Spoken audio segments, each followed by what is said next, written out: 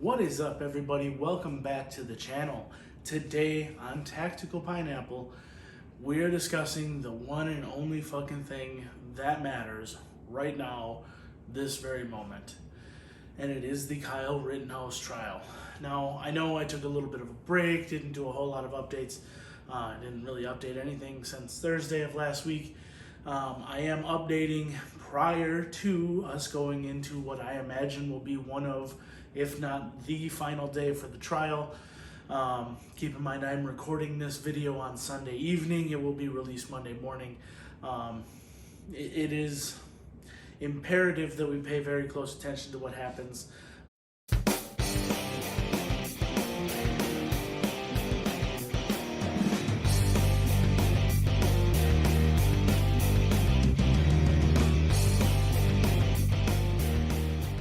Now, before we get into it, today's video is brought to you by tacticalpineapple.com/support. Yes, it's a completely new pitch that I'm going to throw at you. Tacticalpineapple.com has recently been revamped. We have a support section, which used to be strictly just affiliate links.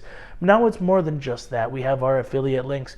We also have our vinyl graphic system that we're working on rolling out. We have high quality vinyl graphics that are being produced basically in-house by Operator Tony himself. You can go there, check it out, look what he's doing. It is not just Tactical Pineapple stuff. It is Operator Tony doing what Operator Tony does and working with you, the customer, to give you exactly what you want. So whether you want a Tactical Pineapple logo, you want anything else, we've got a couple examples of some things that he's done up on the site. Again, tacticalpineapple.com/support.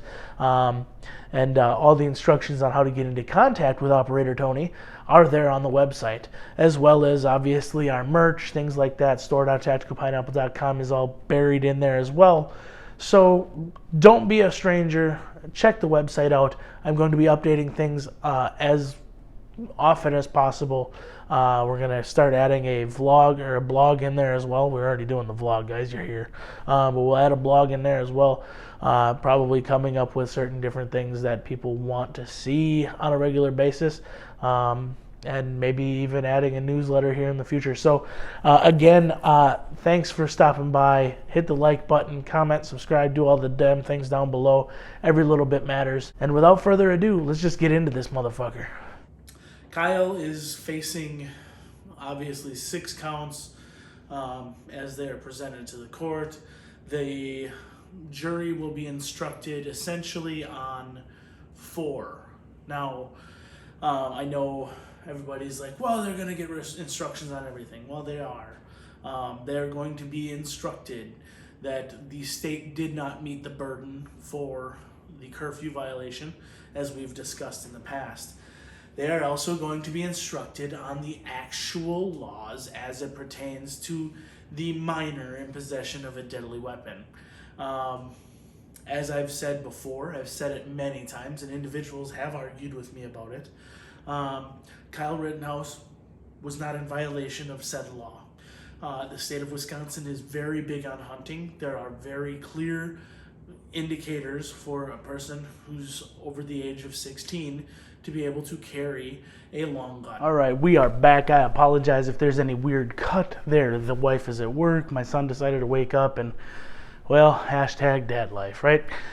Anyways, we were discussing the Kyle Rittenhouse gun charge, why it doesn't really fucking matter that they charged him with it, because in the state of Wisconsin, there are 2 clauses that have to be met in order for it to actually be a charge. He was exempt because, number 1, he was over 16. Number 2, he was with an adult. So it doesn't really fucking matter. At the end of the day, it's gone. And for the defense's case, it was always going to be one of those things that went away. I was never too worried about it.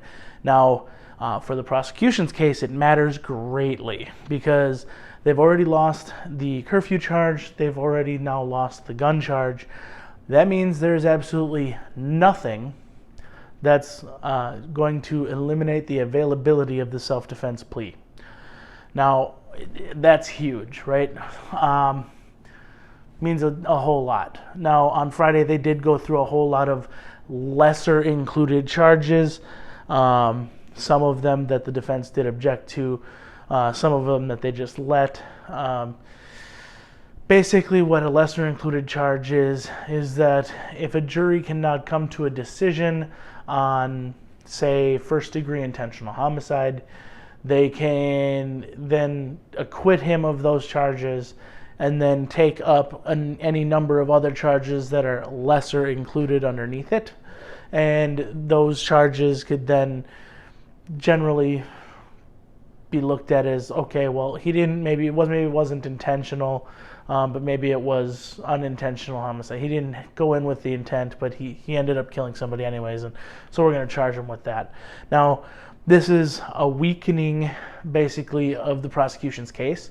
It says that we know we probably didn't provide the burden of proof for first-degree intentional homicide, so we're hoping that one of these other things will stick.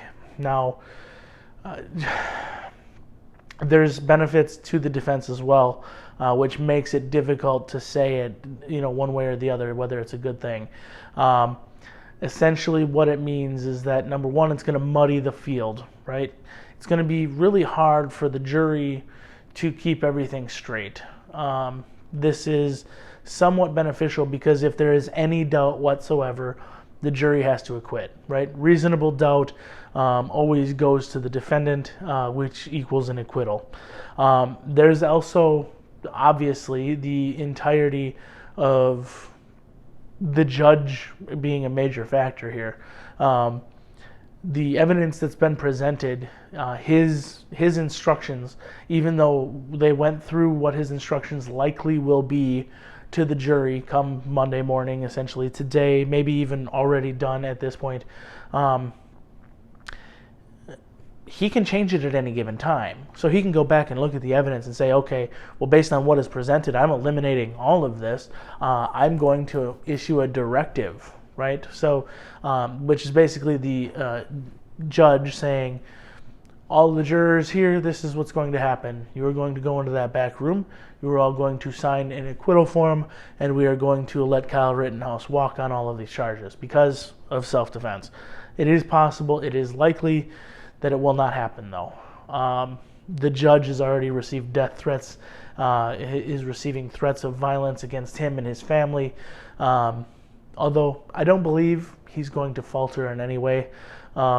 These are things that are legitimately happening right now because the tolerant left are being them normal selves and saying, look, we're spoiled little brats, and if we don't get our way, cities are going to burn.